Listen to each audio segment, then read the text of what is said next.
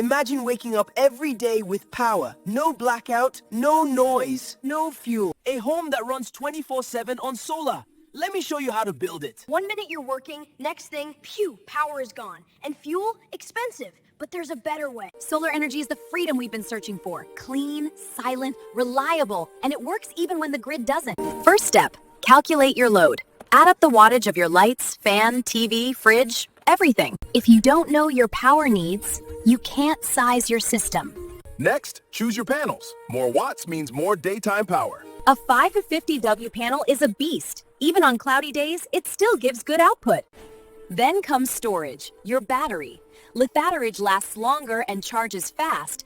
But tubular batteries are more affordable and still very reliable. Choose based on your budget and daily use.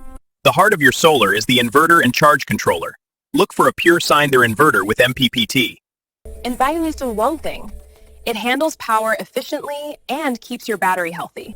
An average 24/7 setup can cost between $8,000 depending on battery size, panel wattage. This is a plenty of power and how many appliances you want to power. Start small, upgrade power. Look at this. Lights on, fan spinning, fridge working, no generator, no bills.